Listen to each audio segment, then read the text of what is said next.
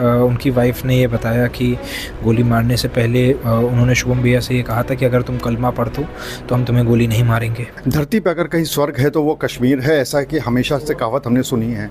लेकिन सबसे बड़ी बात यह है कि कुछ आतंकवादी इसी कश्मीर को रक्त रंजित करने की कोशिश कर रहे हैं और वैसा ही एक मामला देखने को मिला पहलगांव में, और वहाँ पर आतंकवादियों ने अंधाधुंध गोलियाँ चलाई, उसमें कई लोगों की मौत हुई है और उसमें से एक लाल था कानपुर का शुभम, उसकी मौत हो गई है। मात्र 2 महीना पहले उसकी शादी हुई थी और यहाँ पे हनीमून मनाने गया था अपने परिवार के साथ में, और उसके बाद वहाँ पर उसके सर से सटा के गोली मार दी गई।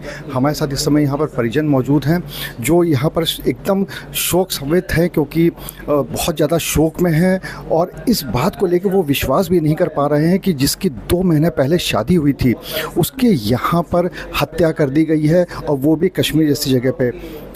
आपसे जानना चाहेंगे कि आप कौन हैं, उनकी शुभम की कौन है आप? चाची है। कब ये लोग पूरा परिवार कब गया था और किस चीज़ के लिए गया था कश्मीर? 17 तारीख को गर्मी की छुट्टियां मनाने गए थे विद फैमिली, सब लोग घूमने के लिए, और बस कल आज ही सुबह पता चला दोपहर में कि हादसा हो गया। अभी 1-2 दिन पहले दीदी से हमारी बात हुई थी तो उन्होंने कहा हम पहलगांव घूमने जा रहे हैं, सोनमार्ग वगैरह कश्मीर वगैरह सब पूरा घूम के ये लोग यहीं पे घूमने गए हुए थे।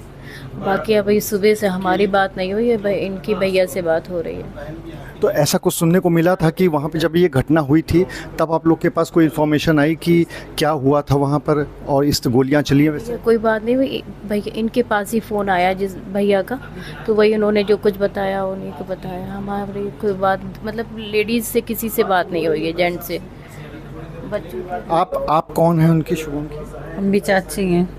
तो ये जब सारी घटना आपको पता चली किस समय पता चली थी? हमको 3-4 बजे करीब पता चली थी। जब ये शादी हुई थी तब आप लोग उस समय शादी में मौजूद रहे होंगे, और उसके बाद ये लोग वहाँ पे जब कश्मीर में गए थे तो क्या करने, क्या हनीमून पे गए थे? पूरा परिवार गया हुआ था? घूमने गए थे छुट्टियों में। और तब आपको पता चला कि वहाँ पे इस तरह की घटना हो गई? हाँ। तो यहाँ पर जो परिजन हैं वो ये बता रहे हैं कि जो इनकी शादी हुई थी उसके बाद वो यहाँ पर गए थे कश्मीर में और हनीमून के लिए गए थे। आपको हम एक बार घर में और दिखा देते हैं, क्योंकि अगर हम घर की बात करें तो ये पूरा घर है शुभम का, जहाँ पर वो रहता था, जहाँ पर वो पूरे परिवार के साथ रहता था। इस समय शोकाकुल परिवार जो है वो यहाँ पर मौजूद है, बहुत सारे उनके यहाँ पर जानने वाले हैं वो यहाँ पर मौजूद है। आपको दिखाना चाहेंगे कि यहाँ पर सभी यहाँ जो परिजन हैं उनके या जो उनके जानने वाले हैं, जो उनके यार दोस्त हैं, वो सब यहाँ पर आ गए हैं इस घटना को सुनकर और काफ़ी ज़्यादा यहाँ पर परेशान हैं। और इसके साथ ही साथ यहाँ पर उनके परिजन भी हैं, उनसे बात कर लेते हैं, क्योंकि उन्होंने कुछ ऐसी बातें बताई हैं जो कि उनको पता चली थी। तो शुभम के परिजन यहाँ पर मौजूद हैं। आपको जब सबसे पहले पता चला तो क्या पता चला था उस समय? देखिए, करीबन 3 बजे जब फ़ोन आया तो ये बताया गया कि शुभम वहाँ पर कोई आतंकी हमला हुआ है और गोलीबारी हो रही है और शायद शुभम को गोली लग गई है। उस समय तक पुष्टि नहीं थी। उसके बाद जब मैंने उनकी वाइफ़ को फ़ोन किया तो मुझे उन्होंने बताया कि शुभम को गोली मार दी है, ये बोल कर के बस वो रोने लगी। उसके बाद वो बात करने की स्थिति में थी नहीं। उसके करीबन 1-1.5 घंटे तक वहाँ पर, क्योंकि भगदड़ थी तो कुछ भी सिचुएशन क्लियर नहीं हो रही थी।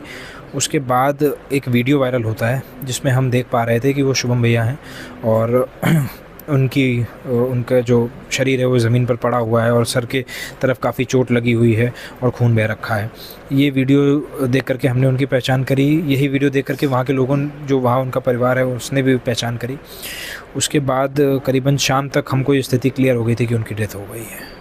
कुछ ऐसी बातें बताई जा रही थी कि गोली मारने से पहले आतंकवादियों ने कुछ कहा था, ऐसी कुछ आप लोग को जानकारी मिली थी? वो क्या थी? जी, उनकी वाइफ ने ये बताया कि गोली मारने से पहले उन्होंने शुभम भैया से ये कहा था कि अगर तुम कलमा पढ़ दो तो हम तुम्हें गोली नहीं मारेंगे। और जब शुभम भैया को गोली मार दी तो उसके बाद उनकी वाइफ से उन्होंने कहा कि हम तुमको इसलिए छोड़ रहे हैं ताकि तुम जा कर के अपनी सरकार को बताओ कि तुम्हारे साथ हमने क्या किया है। अभी तक जो वहाँ पे आपकी बात हुई है, क्योंकि पूरा परिवार शायद वहीं पर है और करीब 11 लोग गए हुए हैं, तो वो पूरा परिवार वहाँ पे गया हुआ है, तो उनसे आपकी बात हुई है। तो अभी तक क्या पता चला है, कब तक शुभम की बॉडी वापस आएगी या वहाँ के अधिकारी क्या कह रहे हैं? देखिए, वहाँ के जो अधिकारी कह रहे हैं वो बता रहे हैं कि 2 दिन का समय लग सकता है बॉडी वापस आने में। और इसीलिए मेरी सरकार से आप लोगों के थ्रू गुजारिश है कि सरकार इस मसले को जल्द से जल्द निपटाए और हमारे भाई का जो शव है वो कानपुर जल्द से जल्द पहुंचाए। ये समय फॉर्मेलिटी करने का नहीं है। वहाँ पर नरसंहार हुआ है, एक एक लोगों का नाम, किसी का नाम पूछ करके, किसी को देख करके कि वो हिंदू है तो इसलिए गोली चला दी। इस तरीके की चीज़ें वहाँ पर हुई हैं। ये आम घटना नहीं है और मेरे भाई का शव जल्द से जल्द यहाँ पर आ जाए बस। तो यहाँ पे जो परिजन है उनका ये मानना है कि जल्दी से जल्दी जो शुभम की बॉडी है उसको वापस लाया जाए। और सबसे बड़ी बात यह है कि पीएम मोदी वो भी वापस आ रहे हैं जो विदेश दौरे पे थे। इसके साथ ही साथ जो गृह मंत्री हैं अमित शाह, उनको भी वापस भेज दिया गया है वहाँ कश्मीर में, और वो वहाँ पे पहुँच गए हैं। और इस पूरे उम्मीद की जा रही है कि जल्द से जल्द सरकार इस पूरे मामले में एक्शन ले सकती है। लेकिन सबसे बड़ी बात यह है कि अभी तक कश्मीर के अंदर जो भी हमले हुए हैं वो सेना के ऊपर होते रहे हैं, लेकिन पहली बार ऐसा हुआ है पिछले 10-11 सालों में कि ये हमला टूरिस्ट के ऊपर हुआ है। और इसको लेकर काफ़ी आक्रोशित भी है परिजन और साथ ही साथ काफ़ी दुखी भी है। अब देखने वाली बात ये होगी कि इस पूरे मामले में आखिर सरकार क्या बड़ा एक्शन लेती है। अनुराग अग्रवाल, TV9 कानपुर।